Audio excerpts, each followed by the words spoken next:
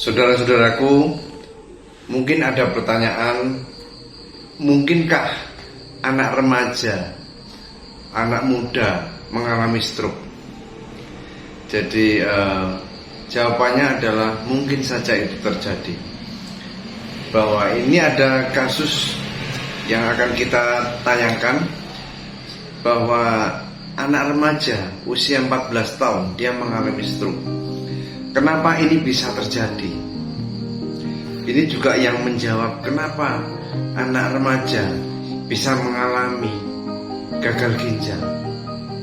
Bahwa ketika terjadi aliran darah yang tidak lancar pada tubuh seseorang, maka bisa menimbulkan sumbatan-sumbatan partikel-partikel di dalam darah yang bisa berasal dari makanan, zat-zat metabolik, apa yang kita makan akhirnya menjadi sampah yang menumpuk di dalam badan yang bisa menyumbat.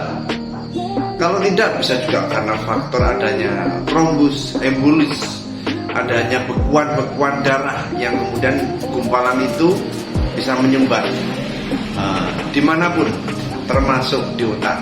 Dia bisa menyumbat di kaki, di tangan, bisa menimbulkan tangan itu bengkak, kaki bengkak, bisa menimbulkan gejala seolah mirip dengan gagal ginjal. Atau sumbatan itu selain di tangan dan kaki, bisa juga itu di kepala, bisa menimbulkan sumbatan di kepala, di otak, menimbulkan kematian sel jaringan otak, menimbulkan infark, sehingga dia stroke akibat sumbatan. Jadi maka perhatikanlah pelajaran penting ini, bahwa bagaimana bentuk kaki kita, ya, anak-anak kita, saudara-saudara kerabat kita, suami istri kita, perhatikanlah bagaimana bentuk kakinya, supaya ini bisa dicegah terhadap komplikasi-komplikasi penyakit yang bakal terjadi pada masa yang akan datang pada keluarga kita itu.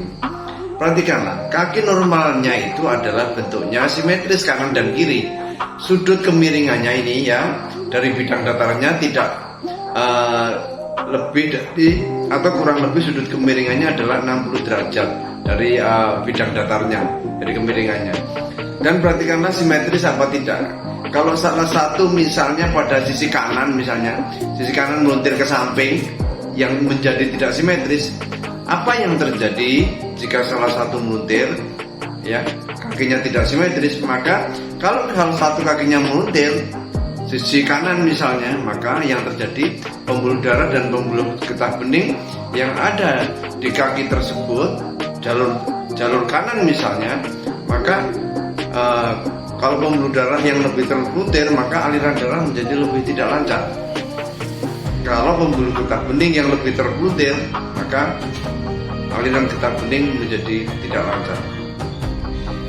Tetapi biasanya itu terjadi dua-duanya tidak lancar, tetap tergantung mana yang lebih terpelintir. Kalau pembuluh darah yang lebih terpelintir, maka risiko mengalami sumbatan-sumbatan aliran darah pada kaki tersebut, sehingga maka kaki bisa pada sisi kanan, kaki bisa terjadi pembengkakan. Ya, kalau pada orang dewasa juga risiko asam urat menumpuk pada kaki tersebut, lutut tersebut gampang bengkak, kaki kanan bengkak, tangan kanan bengkak. Lama-lama akibat sumbatan oleh darah kotor tadi, maka sumbatan itu bisa saja tiba-tiba terjadi di otak. Maka tidak heran tiba-tiba orang misalnya bangun tidur mengalami kelumpuhan akibat saat tidur terjadi sumbatan di kepala, di otak, maka bangun tidur dia mengalami kelumpuhan. Maka perhatikanlah, ini ada kasus berharga yang terjadi pada seorang anak remaja. Dia yang didahului awalnya hanya kaki bengkak, kemudian beberapa minggu kemudian menjalar ke tangannya yang bengkak pada sisi kanan, kemudian beberapa bulan, ya 1 bulan kemudian anaknya mengalami stroke. Usianya baru 14 tahun.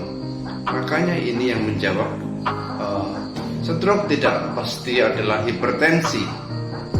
Jadi tekanan darah tinggi, bisa juga stroke itu terjadi akibat sumbatan-sumbatan, dan sumbatan itu bisa terjadi pada semua usia.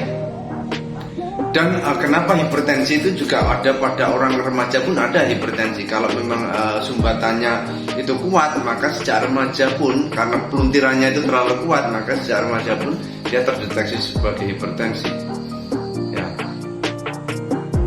Karena sebab itulah maka penyakit-penyakit tersebut rata-rata, ya misalnya hipertensi penderitanya sampai dengan tua dia tidak sembuh karena dia belum mendapatkan terapi untuk mengkoreksi kelainan bentuk anatomis dari fisiknya. Jadi itu yang menjelaskan kenapa penyakit-penyakit itu sebagian susah pengobatannya secara medis karena memang ada yang terlewatkan dari cara penyembuhannya. Mudah-mudahan ini menjadi pelajaran yang bermanfaat. Maka perhatikanlah bagaimana bentuk kaki diri kita, keluarga kita, anak-anak kita, supaya bisa dikoreksi kelainan tersebut sejak dini, sehingga bisa dicegah asam urat yang gampang numpuk, kaki yang gampang bengkak, kemudian hipertensi yang tidak sembuh-sembuh, atau juga terjadi risiko terjadi stroke bisa dicegah. Bahwa seseorang mengalami stroke kiri atau kanan itu bukanlah suatu kebetulan. Kalau tahu ilmunya, maka itu ada hubungannya dengan kondisi sebelumnya. Ya, kalau tahu ilmunya, maka itu pun bisa dicegah. Bahwa di dalam agama Islam itu Nabi mengatakan setiap penyakit ada obatnya, kecuali penyakit yang nggak ada obatnya adalah penyakit maut dan ketuaan. Ya, mudah-mudahan ini memberi manfaat. Salam dari saya MDI Master Dwi Ismail.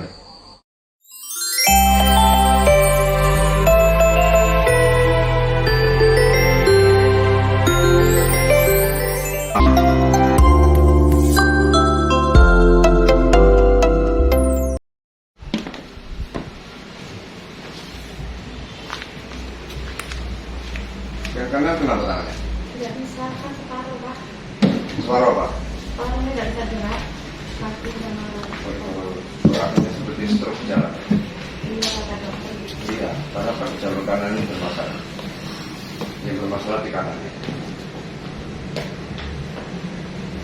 Ditidurkan di bisa kan? Ditidurkan ya? Dibantu ya? Ditidurkan di situ. Nah.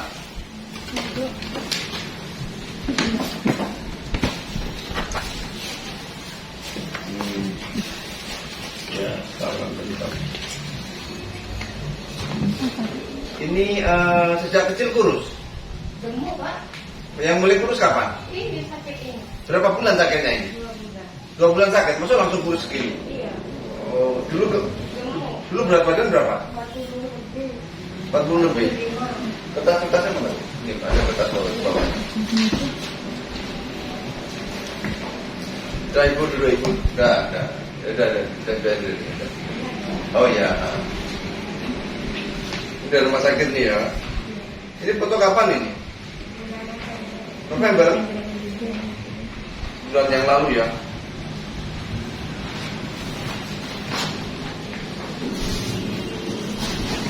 Dia juga banyak, biar cepat ya.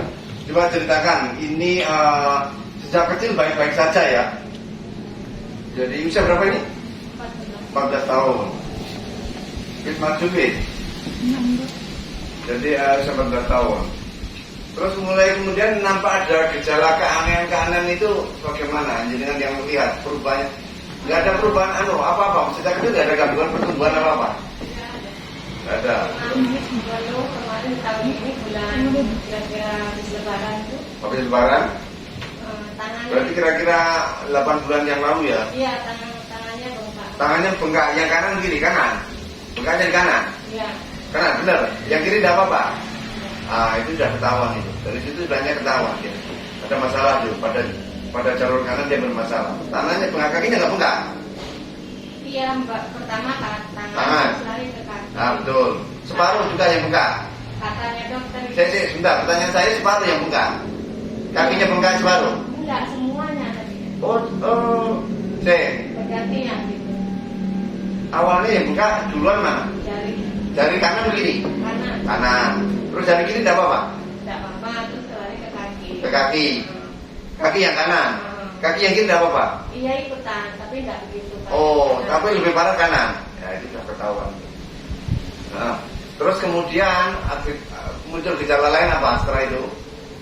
Jadi ini 8 bulan yang lalu bengkak tangan kanan sama kaki kanan. Pusing. Sering pusing, terus apa lagi? Capek. Capek, gampang capek, betul. Nah, itu jalannya, terus apa lagi? Iya, sudah. Nah, terus akhirnya kemudian tambah drop itu gimana? Ceritakan sampai nggak bisa jalan itu. Terus mulai buat nggak bisa jalan kapan? Mulai nggak bisa jalan itu waktu udah dirawat di rumah sakit. Lah ya, kapan itu? Berapa bulan yang lalu?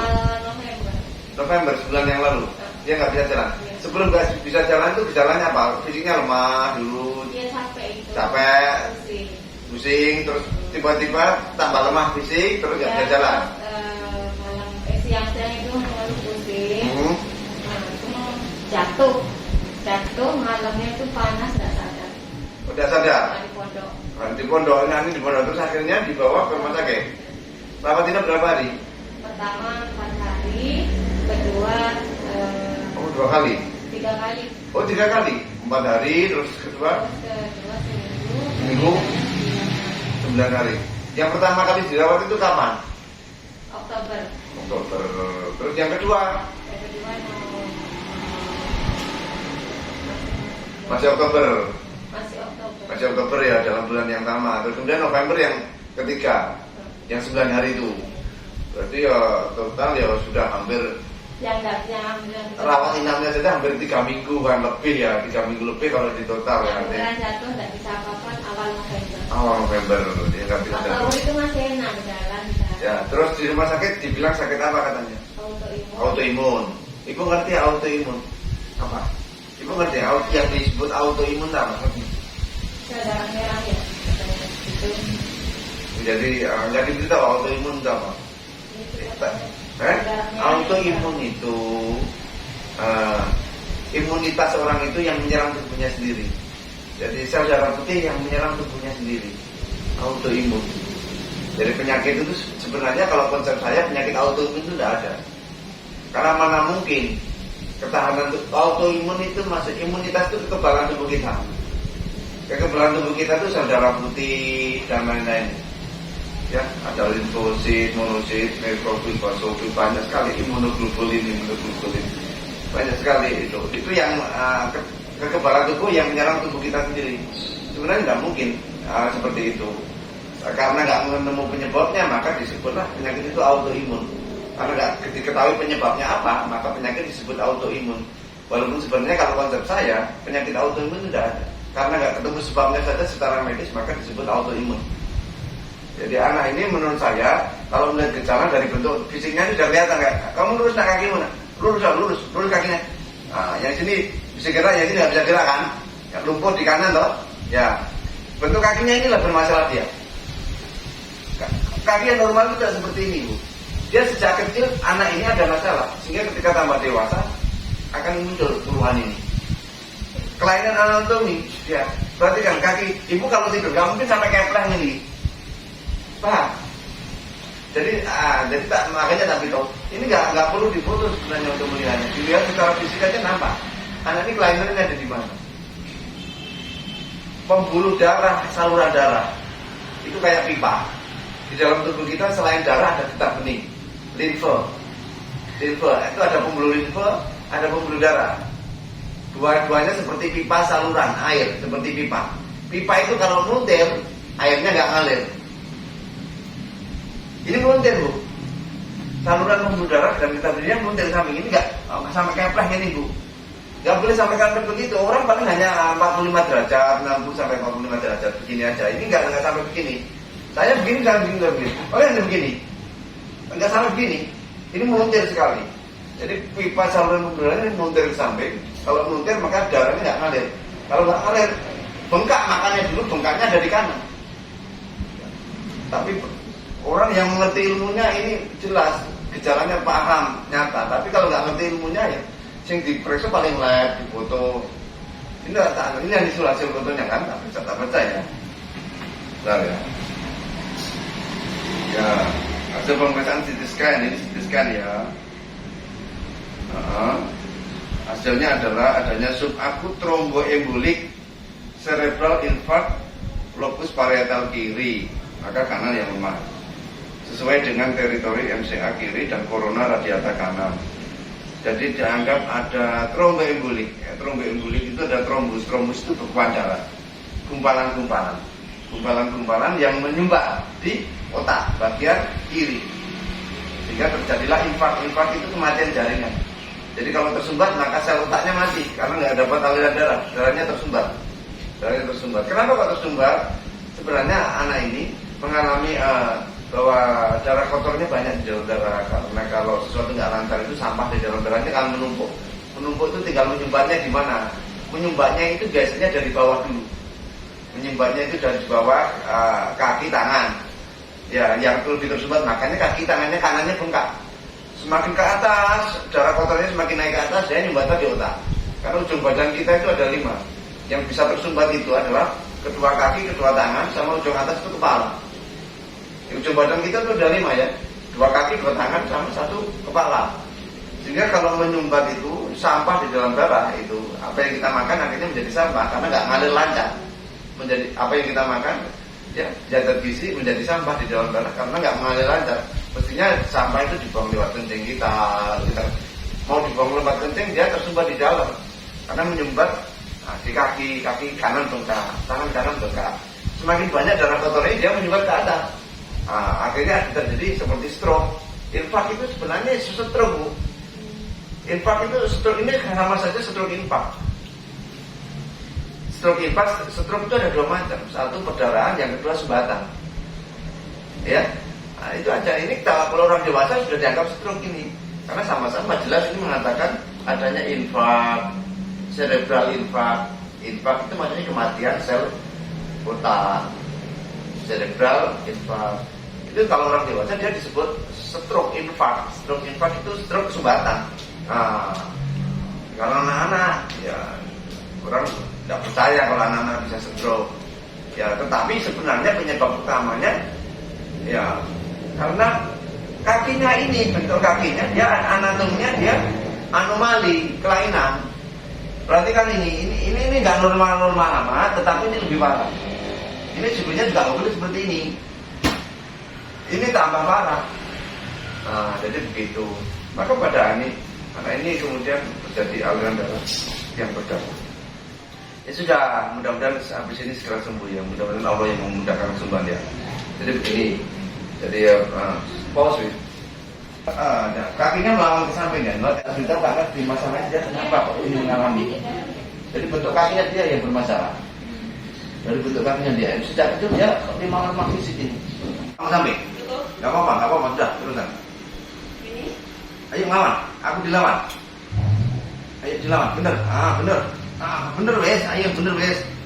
Bener ayo, gak apa-apa wes, gak apa-apa, ayo gak apa-apa nak.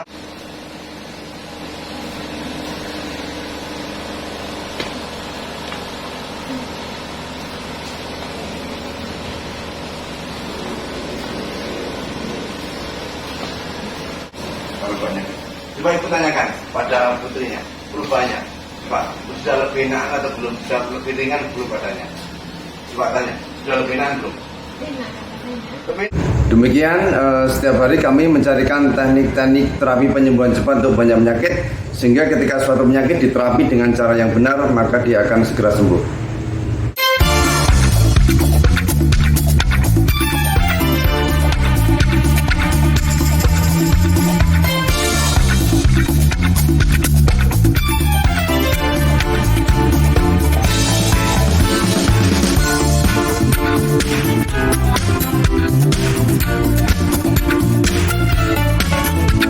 Putarannya cepat.